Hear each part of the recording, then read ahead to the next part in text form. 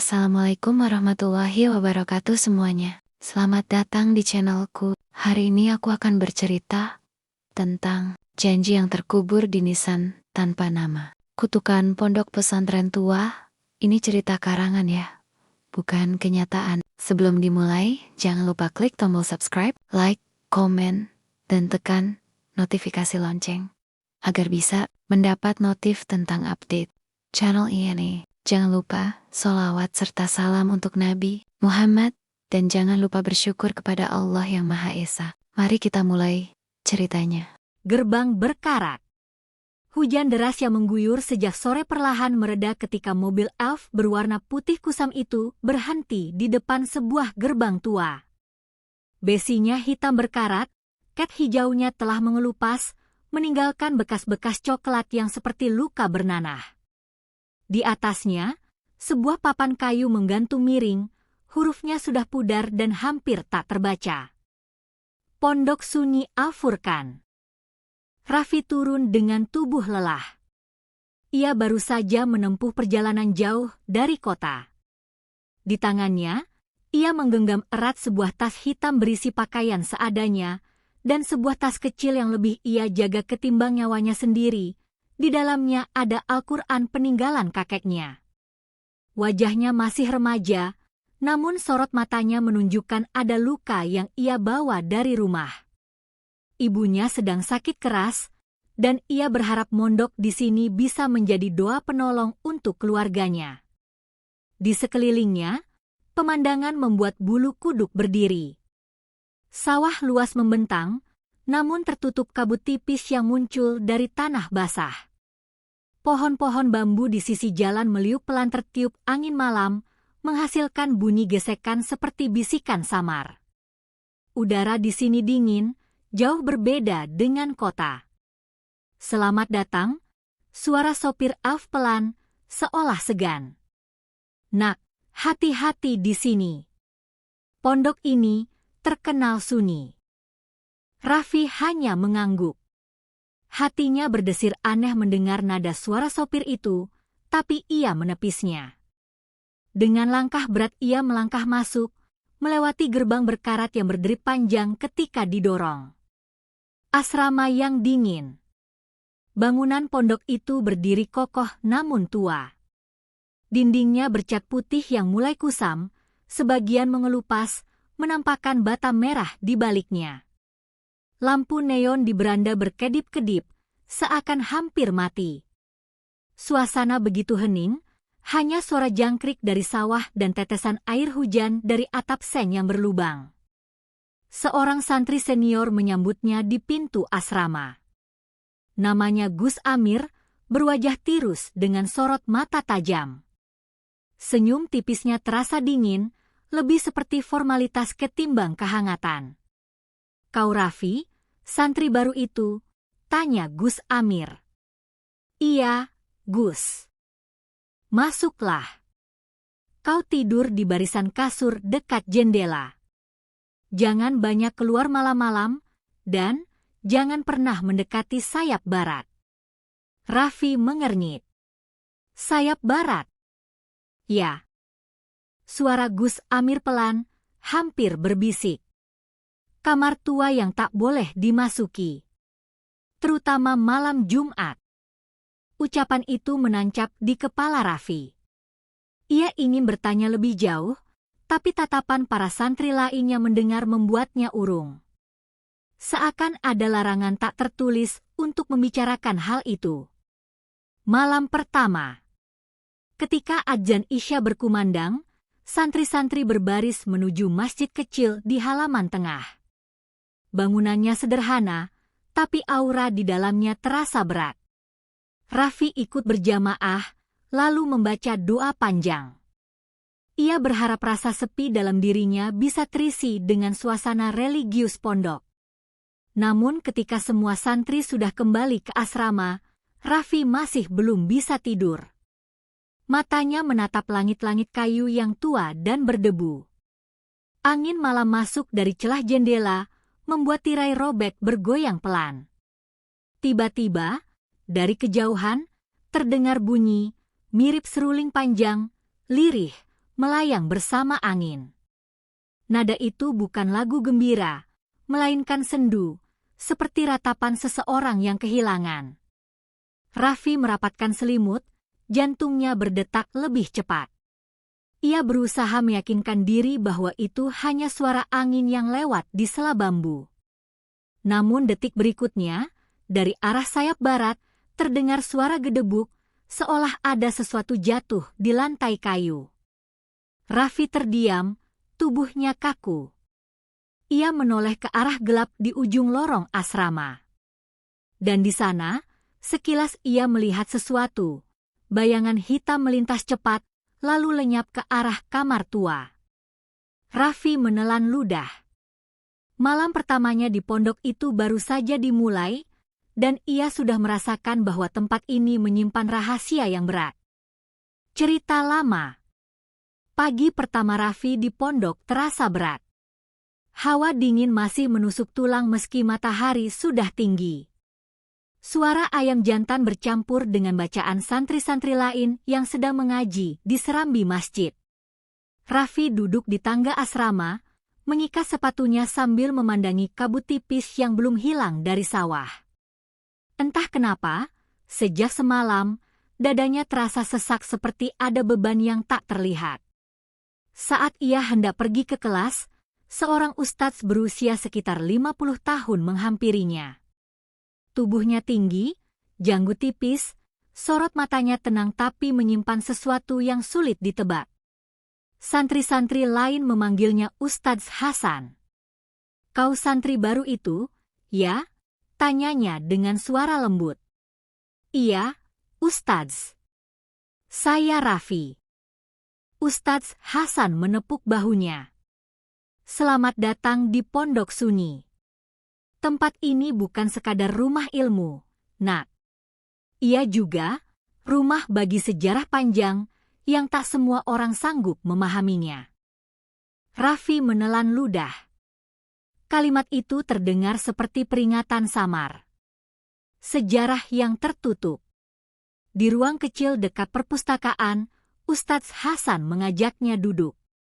Bau buku-buku tua begitu menyengat, bercampur debu dan kapur. Dari balik jendela, sinar matahari masuk, tapi tidak mampu mengusir rasa suram ruangan itu. Pondok ini dulu didirikan oleh seorang ulama besar. Ustadz Hasan memulai. Namanya Kiai Maruf. Beliau alim, sabar, dan sangat disegani. Puluhan santri belajar di sini dengan tenang. Namun suatu malam, terjadi wabah aneh. Santri-santri jatuh sakit, beberapa meninggal dengan cara misterius. Tubuh mereka dingin, mata terbuka, seolah terkejut melihat sesuatu sebelum ajal menjemput.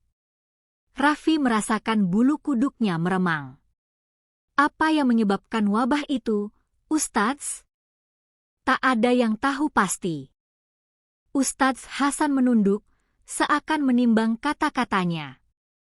Ada yang bilang tanah pondok ini pernah dipakai untuk upacara kuno. Ada pula yang percaya bahwa salah seorang dari dalam pondok sendiri mencoba mencari jalan pintas dengan ritual terlarang untuk menolak bala. Kiai Maruf menentang, tapi beliau terlambat. Malam itu, sebelum azan subuh berkumandang, beliau menghilang. Tak ada yang tahu kemana perginya. Raffi terpaku. Seolah tahu apa yang dipikirkan santri baru itu, Ustadz Hasan menambahkan dengan nada rendah, sejak saat itu, sayap barat pondok ditutup. Kamar tua di sana dianggap membawa sial. Bukan hanya karena cerita, tapi juga karena bukti. Siapapun yang mencoba tidur di sana akan bermimpi buruk. Ada yang berteriak sepanjang malam, ada yang jatuh sakit mendadak. Pernah sekali seorang santri nekat masuk, sampai sekarang, ia tak pernah kembali. Orang bilang dia kabur. Tapi aku tidak yakin. Bisikan yang sama. Siang itu, saat pelajaran dimulai, Raffi tak bisa berkonsentrasi. Kepala dan pikirannya masih penuh dengan cerita Ustadz Hasan. Bahkan ketika suara kitab kuning dibacakan oleh ustadz lain, telinganya justru menangkap sesuatu yang lain. Bisikan lirih, samar, datang dari arah jendela yang terbuka. Janji, kembalikan, janji. Raffi menoleh cepat. Tidak ada siapa-siapa. Hanya pepohonan bambu bergoyang ditiup angin. Namun ketika ia kembali menatap kitab, bisikan itu terdengar lagi. Dan kali ini, ia yakin betul suara itu berasal dari arah sayap barat. Malam harinya, rasa penasaran mengalahkan rasa takut. Ia bertanya pada salah satu teman sekamarnya, Dani, santri asal desa sebelah yang terlihat ramah. Dani, bisik Raffi saat semua hendak tidur. Apa kau pernah dengar tentang sayap barat? Dani menoleh cepat, wajahnya pucat. SSST. Jangan sebut-sebut itu keras-keras. Kalau pengurus dengar, bisa kena hukuman. Tapi kenapa memangnya? Ustadz Hasan sudah cerita sedikit padaku. Dani menggigit bibir, lalu mendekat. Kamar tua itu bukan kosong. Ada sesuatu di dalam. Katanya, arwah santri-santri yang meninggal waktu wabah dulu masih berkeliaran.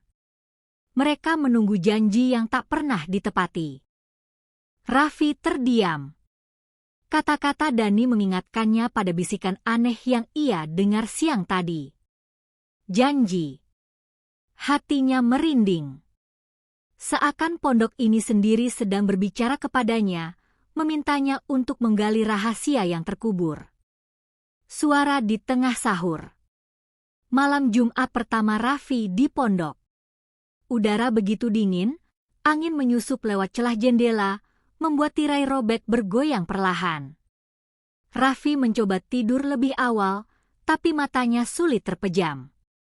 Bayangan tentang cerita Ustadz Hasan dan bisikan, janji, terus menghantui kepalanya.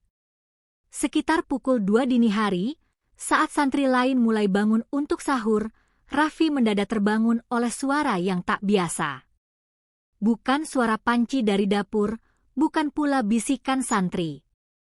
Suara itu menyerupai tiupan seruling. Lembut, melengking, namun penuh kesedihan. Nadanya seperti ratapan panjang yang menusuk hati. Raffi duduk tegak, matanya mencari sumber suara. Jantungnya berdegup keras. Dari arah luar jendela, samar-samar ia melihat bayangan panjang bergerak di tepi sawah. Bayangan itu tidak berjalan, melainkan melayang pelan, seakan menari mengikuti alunan seruling. Raffi merapatkan selimut, tapi rasa ingin tahunya lebih besar daripada ketakutannya. Perlahan ia bangkit, melangkah keluar kamar. Lantai kayu berderit pelan di bawah pijakannya. Jejak ke sayap barat. Udara luar lebih dingin. Bulan setengah tertutup awan, kabut tipis masih menempel di rerumputan. Raffi mendekati serambi masjid, mencari-cari asal suara seruling. Tapi saat sampai di sana, suara itu hilang begitu saja. Yang tersisa hanya kesunyian pekat. Namun matanya menangkap sesuatu yang membuat tubuhnya membeku. Di tanah becek dekat halaman, ada bekas tapak kaki kecil. Bukan tapak dewasa, melainkan jejak seperti milik anak-anak. Jejak itu basah oleh lumpur dan mengarah lurus ke pintu sayap barat pondok. Raffi menelan ludah. Pintu itu seharusnya terkunci, tapi malam ini terlihat sedikit terbuka, berderit pelan tertiup angin. Raffi. Sebuah bisikan membuatnya menoleh cepat. Dani, teman sekamarnya, berdiri di belakangnya dengan wajah pucat. Kau juga dengar suara itu, kan? Tanya Dani dengan suara gemetar. Raffi hanya mengangguk. Sudah, jangan mendekat. Kalau pintu itu terbuka, berarti mereka sedang bangun, ucap Dani lirih, seolah takut sesuatu mendengar. Bayangan di lorong. Sebelum sempat kembali, keduanya mendengar suara gedebuk keras dari dalam sayap barat. Seperti benda berat yang jatuh. Lalu, suara langkah kaki kecil berlari, cepat, makin dekat ke arah mereka. Raffi panik, tubuhnya kaku. Dari lorong gelap, sesosok bayangan muncul. Kecil, kurus, rambut panjang menutupi wajahnya. Ia berlari melewati pintu yang setengah terbuka, lalu berhenti di ujung lorong, menatap mereka.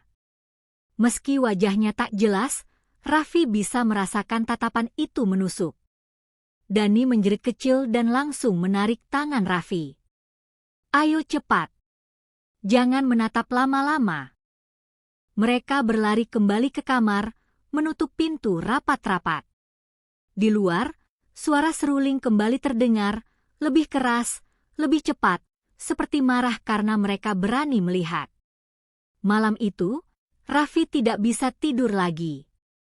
Suara seruling terus bergema di kepalanya, bercampur dengan satu kata yang ia dengar jelas di sela-selanya. Janji. Kamar tua. Hari-hari setelah malam itu terasa aneh. Raffi sering melamun, bayangan sosok kecil yang ia lihat di lorong terus menghantui. Dani pun berubah murung, ia selalu mengingatkan Raffi agar tidak membicarakan kejadian itu. Tapi larangan justru membuat rasa penasaran semakin membesar.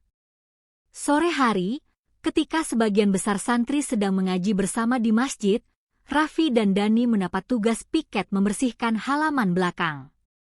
Dari halaman itu, lorong menuju sayap barat terlihat jelas. Pintu kayunya tertutup rapat, namun cat hijau yang mengelupas membuatnya tampak lebih menyeramkan. "Dani," kata Raffi pelan. "Kalau kita masuk ke sana sebentar, bagaimana?" Wajah Dani langsung pucat. "Kau gila. Kau tidak ingat apa yang terjadi malam itu?" "Aku ingat. Justru karena itu, kita harus tahu. Kalau tidak, suara-suara itu akan terus menghantui."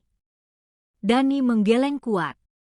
Tapi ketika mereka sedang menyapu dekat sumur tua, tiba-tiba Raffi melihat sesuatu. Di bawah tumpukan batu bata yang sudah berlumut, ada sebuah kunci besi berkarat. Tangannya gemetar saat mengangkat kunci itu. Bentuknya tua, berat, dan jelas bukan kunci biasa. Nalurinya langsung tahu, kunci ini milik kamar tua. Pintu yang terbuka. Mereka berdiri di depan pintu sayap barat. Hening, hanya suara angin lewat di sela bambu. Raffi memegang kunci, jantungnya berdetak keras. Dani masih menahan lengan Raffi, wajahnya penuh ketakutan. "Kalau sesuatu terjadi, kita bisa celaka," bisik Dani. "Kita hanya lihat sebentar. Kalau tidak ada apa-apa, kita keluar." Dengan tangan gemetar, Raffi memasukkan kunci ke lubang. Butuh tenaga ekstra, tapi akhirnya terdengar bunyi klik. Pintu berderit pelan saat didorong. Bau apek langsung menyeruak, menusuk hidung. Udara di dalam terasa lebih dingin, seakan ruangan itu terputus dari waktu. Lampu minyak tua tergantung di dinding, entah bagaimana masih ada sedikit sisa minyaknya. Dani menyalakan korek api kecil, membuat ruangan samar-samar terang. Yang pertama mereka lihat adalah tikar pandan tua tergulung di sudut, sudah penuh debu. Lalu sebuah rak kayu rapuh yang hampir roboh. Tapi yang paling membuat bulu kuduk mereka berdiri adalah benda di pojok ruangan. Sepasang sandal kecil, sudah usang, kulitnya retak, seperti milik anak-anak. Tulisan di dinding. Raffi mendekat, dan matanya menangkap sesuatu di dinding kayu. Dengan kapur hitam, ada tulisan besar yang samar-samar masih terbaca. "Kembalikan janji." Dani mundur, wajahnya pucat pasi. "Astagfirullah, ini benar-benar gila. Kita harus keluar." Namun sebelum mereka sempat bergerak, tikar tua di sudut ruangan tiba-tiba bergerak sendiri. Gulungannya terlepas perlahan, mengeluarkan bunyi kresek pelan. Dari dalamnya, sesuatu menggelinding, bukan batu, bukan kayu, melainkan tulang kecil, putih kusam, seolah milik anak yang sudah lama terkubur. Lampu minyak tiba-tiba padam. Ruangan langsung gelap pekat. Dari kegelapan itu, terdengar suara napas pelan, lalu suara seruling lirih yang sangat dekat, seperti ditiup di dalam ruangan bersama mereka. Raffi menahan teriakannya. Dani gemetar sambil memeluk lengan Raffi erat-erat. Di dinding, tulisan kapur tadi kini tampak bersinar samar, seolah ditulis ulang oleh tangan tak terlihat. Janji. Jejak Kiai Maruf. Sejak malam di kamar tua, Raffi tidak lagi sama. Tidurnya selalu gelisah, bayangan tulang kecil itu terus muncul di benaknya. Dani semakin tertutup, bahkan menolak membicarakan apapun yang terjadi di sana. Namun bagi Raffi, rasa penasaran justru semakin kuat. Beberapa hari kemudian, ketika bertugas membersihkan perpustakaan tua, Raffi menemukan sebuah rak kayu yang tampak lebih tebal daripada rak lain. Saat ia menyapu debunya, rak itu bergeser sedikit dan menyingkap celah di belakangnya. Dengan hati-hati, Raffi meraih sesuatu yang terselip di sana, sebuah naskah bersampul kulit coklat tua. Naskah yang terhenti di tengah kalimat.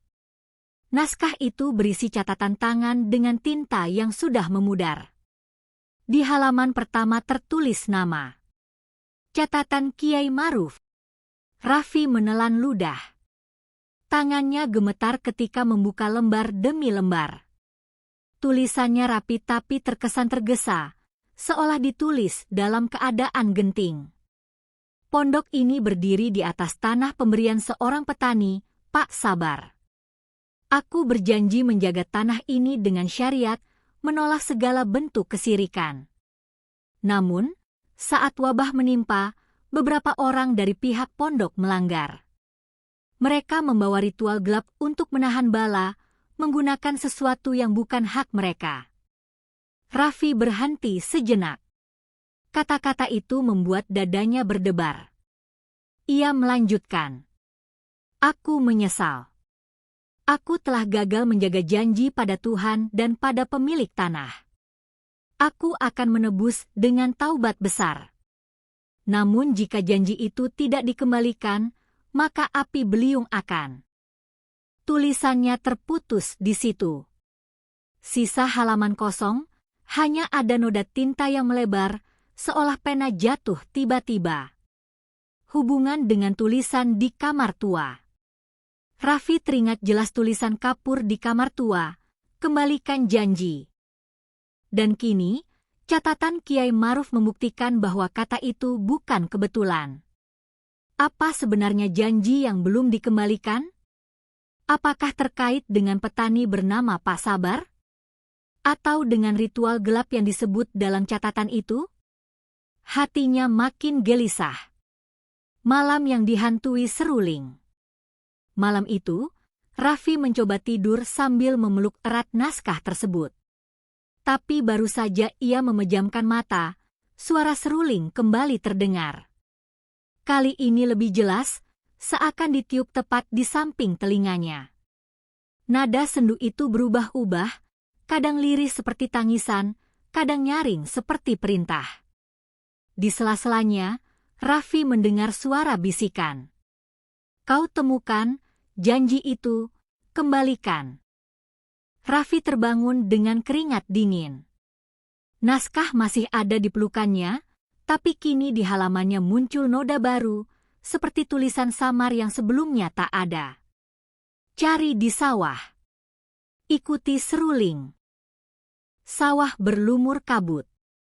Malam itu, Raffi tidak bisa menahan rasa penasarannya. Naskah di tangannya jelas memberi petunjuk. Cari di sawah. Ikuti seruling. Dengan langkah pelan agar tidak membangunkan santri lain, ia keluar dari asrama. Udara dingin menusuk kulit, bulan separuh terbungkus awan, dan jalan setapak menuju sawah dilingkupi kabut tipis. Setiap langkah yang ia ambil, suara seruling semakin terdengar jelas. Bukan dari pondok, melainkan dari arah sawah luas di belakang bangunan tua itu. Suaranya lirih, menyeret, seperti iringan doa yang dipaksa. Sosok berjubah putih. Raffi terhenti ketika melihat sesuatu di kejauhan. Di tepi pematang sawah, berdiri sosok berjubah putih panjang.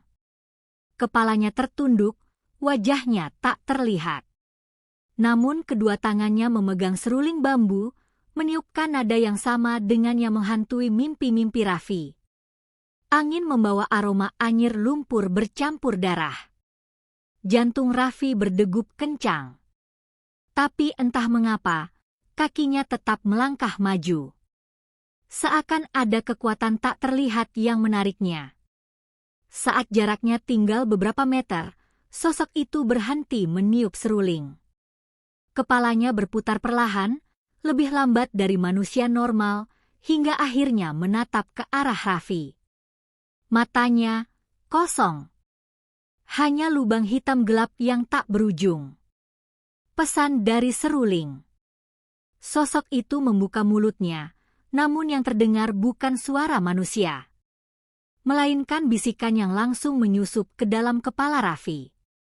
Janji itu ditanam, janji itu terkubur, cari di bawah batu nisan yang tak bernama. Raffi menggigil. Ia mencoba bertanya, batu nisan, di mana? Sosok itu hanya menunduk lagi, lalu perlahan lenyap di telan kabut.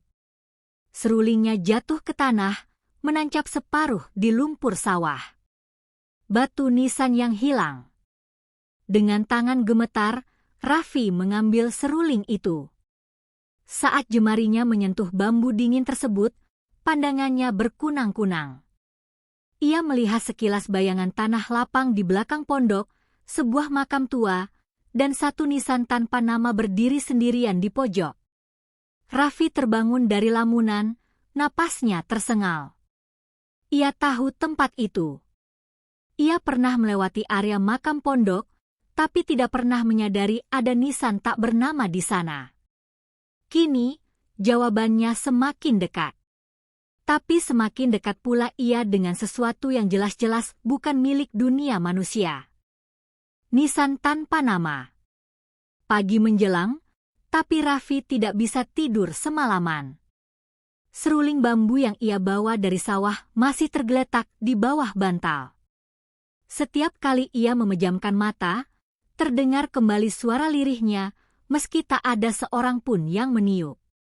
Siang harinya, setelah pengajian selesai dan santri lain sibuk dengan kegiatan masing-masing, Raffi nekat pergi ke belakang pondok. Di sana ada makam tua yang sudah jarang dikunjungi. Konon, itu adalah tempat para pendiri pondok dan keluarganya dimakamkan. Hening di antara batu nisan. Langkah Raffi melambat begitu melewati gerbang kayu berlumut menuju area makam. Hawa di sana terasa lebih dingin, meski matahari sedang terik. Barisan batu nisan berdiri tak beraturan, sebagian miring, sebagian patah di telan tanah. Dan benar saja, di sudut paling belakang, tersembunyi di balik semak liar, ada sebuah nisan tanpa nama. Tidak ada ukiran, tidak ada doa, hanya batu besar kusam yang setengah tertelan bumi. Raffi merasakan tubuhnya kaku. Inilah yang ia lihat dalam bayangan tadi malam. Tanah yang gelisah. Dengan jantung berdetak keras, Raffi berjongkok di depan nisan itu. Ia menyentuhkan tangannya ke batu, dan saat itu juga tanah di sekitarnya bergetar halus, seperti napas yang keluar dari perut bumi. Bisikan lirih terdengar, entah dari mana. Janji, dikubur di sini, kembalikan, atau semua akan binasa. Raffi mundur setapak, tapi seruling bambu di tangannya tiba-tiba bergetar.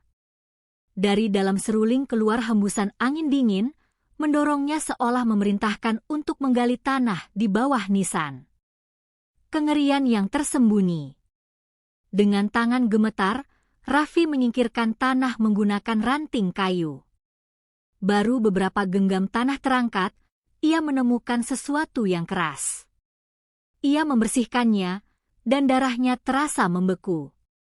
Sebuah kotak kayu hitam, terkunci rapat, dengan ukiran simbol aneh di permukaannya. Saat Raffi mencoba mengangkatnya, tanah tiba-tiba bergetar lebih keras. Dari sela-sela nisan, asap hitam tipis keluar perlahan, melingkar di udara. Suara jeritan samar terdengar, seperti dari banyak mulut sekaligus. Raffi menjatuhkan kotak itu kembali ke tanah, napasnya tersengal. Ia tahu, apapun yang ada di dalam kotak tersebut adalah inti dari kutukan pondok ini. Namun, jika tidak dibuka, janji itu tidak akan pernah jelas. Janji yang dikembalikan. Di bawah nisan tanpa nama, Raffi menemukan sebuah kotak kayu hitam berukir simbol aneh. Dengan seruling bambu sebagai kunci, kotak itu terbuka dan memperlihatkan segenggam tulang kecil yang dibungkus kain putih serta catatan Kiai Maruf.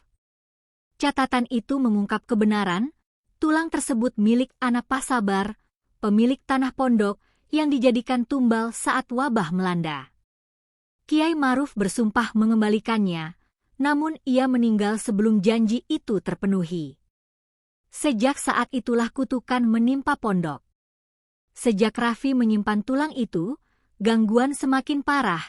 Jeritan anak kecil terdengar di setiap sudut pondok, santri diganggu mimpi buruk, hingga kaca-kaca pecah oleh teriakan gaib. Raffi akhirnya mencari keturunan Pak Sabar, dan dengan bantuan Pak Umar, ia menemukan jejak ke dusun Karangjati. Di sana, seorang laki tua yang ternyata cucu Pak Sabar menerima tulang itu dengan air mata. Tulang dikuburkan kembali dengan doa yang layak. Saat tanah terakhir menutup liang lahat, suara seruling terdengar untuk terakhir kalinya, bukan mencekam, melainkan sendu dan damai. Sejak itu, kutukan pondok sirna. Namun Raffi tahu, rahasia kelam itu akan selalu membekas di hatinya.